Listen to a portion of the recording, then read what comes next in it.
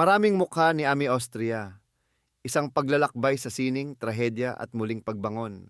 Sa masalimuot na tanawin ng pelikulang Pilipino may mga pangalang nananatiling nakaukit hindi lamang dahil sa kanilang husay sa pag-arte, kundi dahil sa bigat at kulay ng kanilang personal na kwento. Isa sa mga natatanging pangalang ito ay si Ami Austria.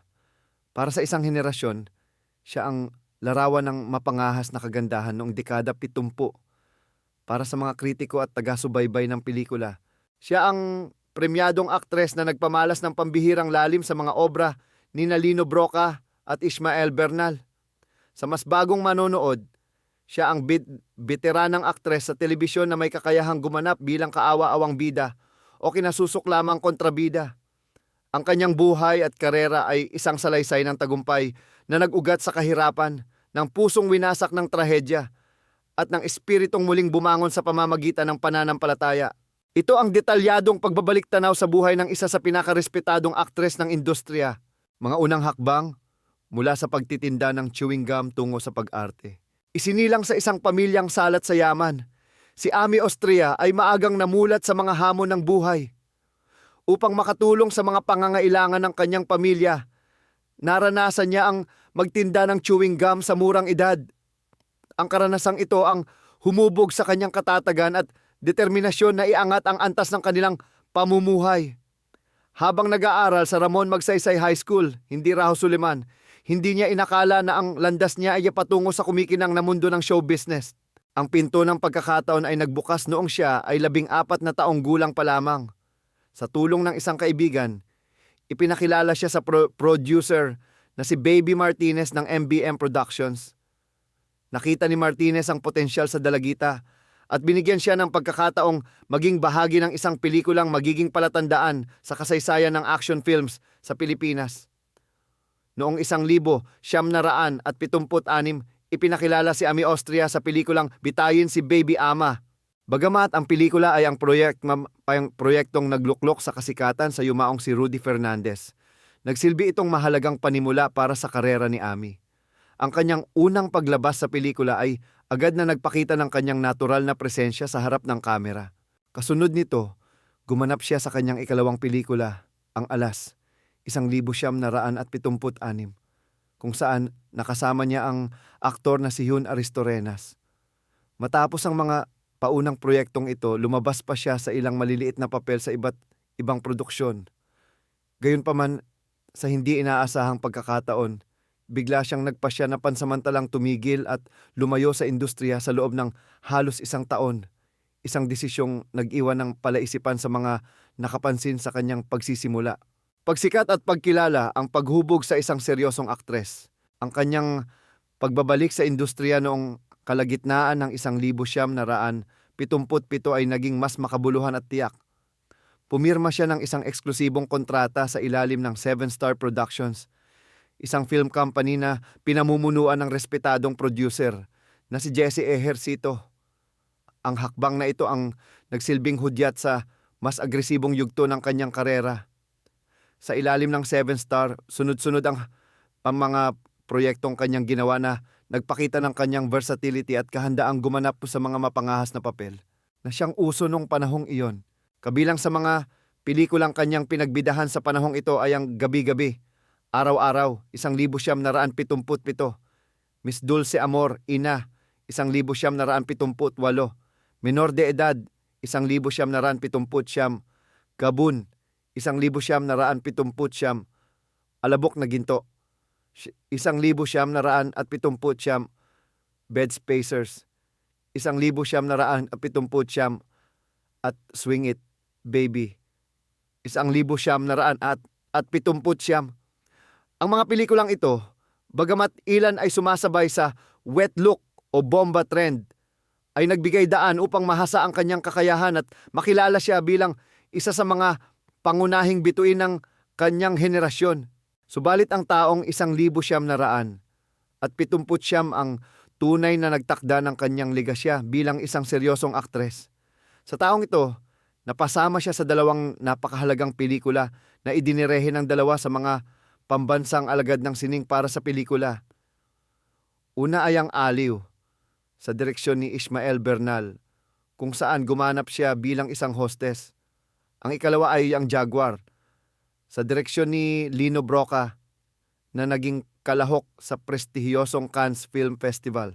Ang pagkakataong makatrabaho ang dalawang haligi ng industriya ay hindi lamang nagbigay sa kanya ng kredibilidad, kundi nagpatunay din na ang kanyang talento ay higit pa sa pagiging isang sexy star. Pagsapit ng 1,980 sa unang pagkakataon, siya ay naging ganap na bida sa pelikulang Nang Bumukad ang Sampaguita. Ito ay ginawa sa kasagsagan ng popularidad ng mga pelikulang may temang erotiko.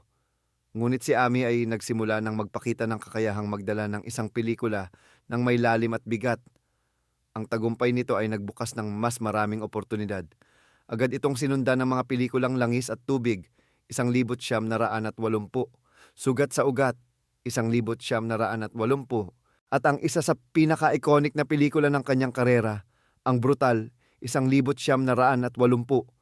Nagpatuloy ang kanyang sunod-sunod na proyekto sa mga sumunod na taon, kabilang ang Tondo Girl, 1,981, Pusong Uhaw, 1,982, at Waywaya, 1,982. Kasukdulan ng karera, ang pag-ani ng mga parangal.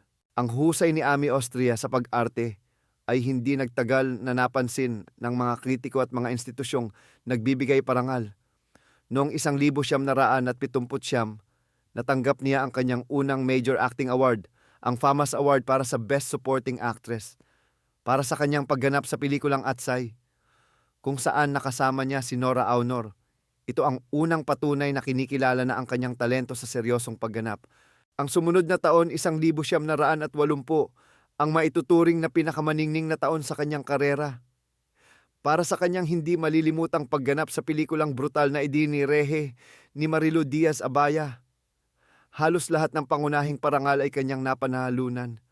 Sa pelikulang ito, gumanap siya bilang si Monica, isang college student na nakaranas ng matinding pang-aabuso sa kamay ng kanyang asawa, na ginampanan naman ni Jay Ilagan.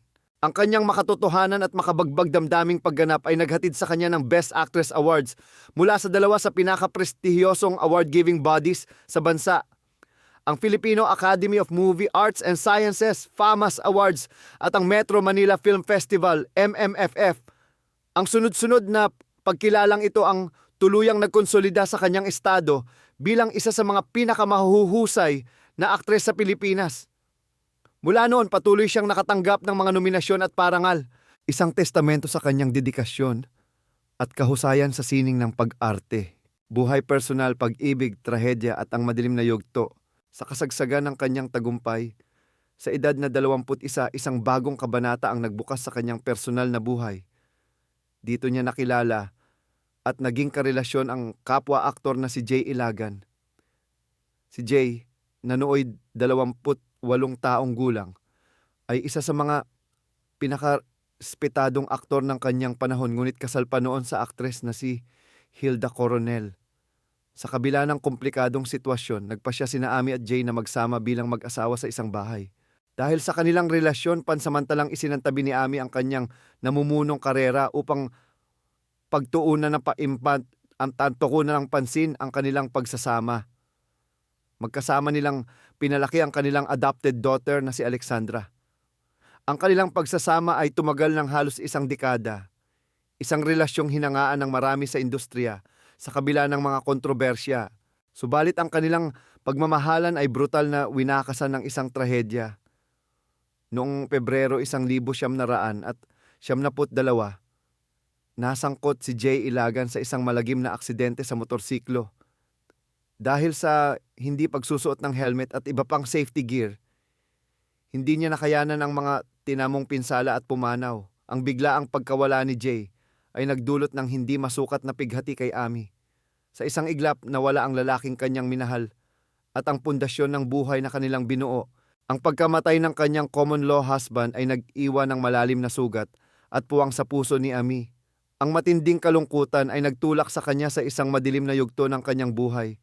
Upang takasan ng sakit, siya ay nalulong sa paggamit ng ipinagbabawal na gamot. Pumasok din siya sa sunod-sunod na relasyon.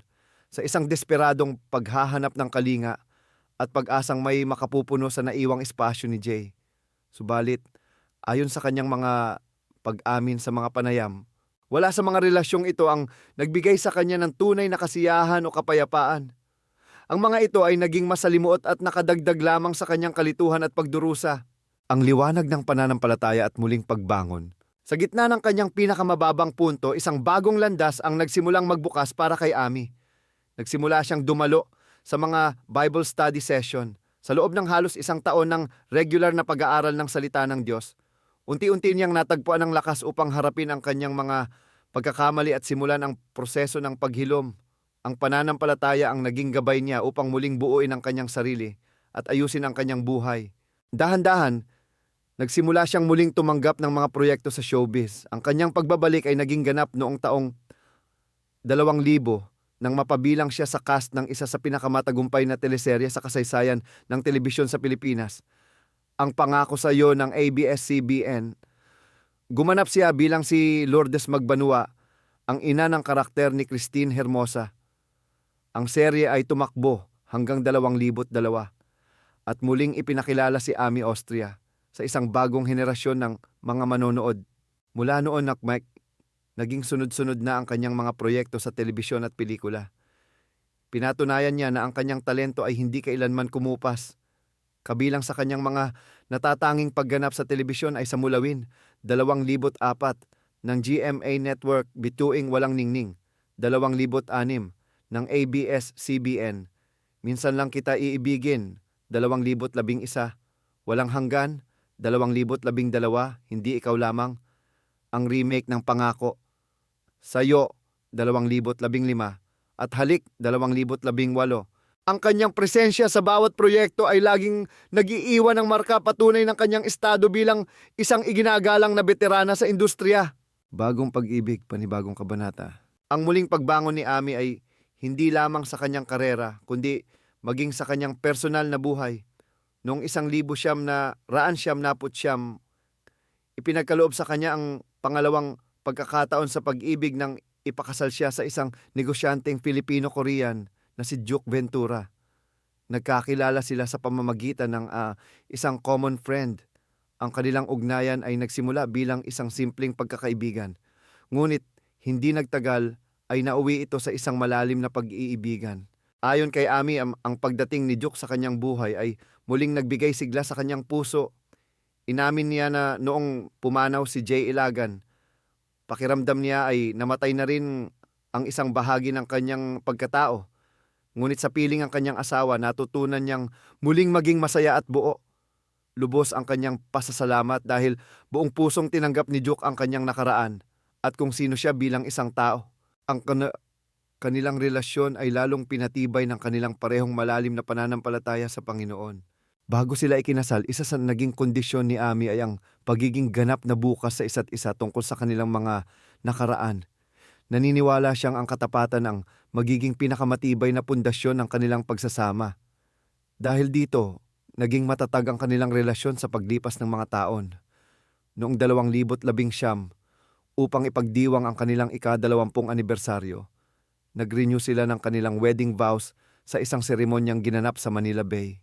Bilang simbolo ng kanyang bagong kabanata, nagdesisyon din si Ami na idagdag ang apelido ng kanyang asawa sa kanyang screen name.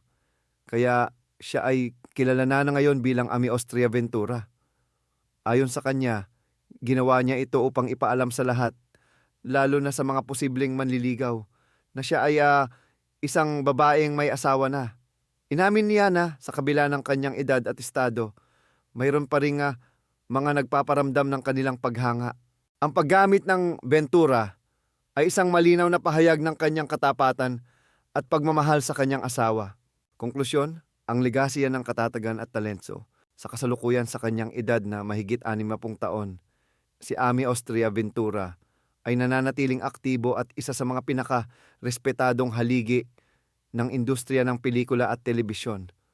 Masaya siyang namumuhay kasama ang kanyang pamilya habang patuloy na nagbabahagi ng kanyang talento sa bawat proyektong kanyang ginagawa. Ang kanyang buhay ay isang makapangyarihang testamento ng katatagan ng espiritu ng tao. Mula sa isang batang nagtitinda sa lansangan, narating niya ang tuktok ng tagumpay sa pamamagitan ng sipag at talento. Bagamat nagsimula sa mga mapangahas na papel, pinatunayan niya ang kanyang lalim bilang isang aktres sa pamamagitan ng mga parangal na kanyang natanggap at mga klasikong pelikulang kanyang naging bahagi. Hinarap niya ang pinakamasakit na trahedya ng mawala ang kanyang minamahal. Naligaw ng landas, ngunit sa huli ay nakahanap ng daan pabalik sa pamamagitan ng pananampalataya. Muli siyang umibig at bumuo ng isang masayang pamilya. Ang kwento ni Ami Austria ay hindi lamang kwento ng isang artista. Ito ay kwento ng isang babaeng sumubok, nagkamali, nasaktan, ngunit hindi kailanman sumuko. Ang kanyang mga pinagdaanan ay nagsilbing hamon na nagpatuwid sa kanyang landas, at ang kanyang pagbabalik sa Diyos ang naging susi sa kanyang ganap na paghilom at muling pagbangon. Siya ay isang inspirasyon, isang patunay na kahit gaano kadilim ang nakaraan, laging may pag-asang naghihintay para sa mga taong handang bumangon at magsimulang muli.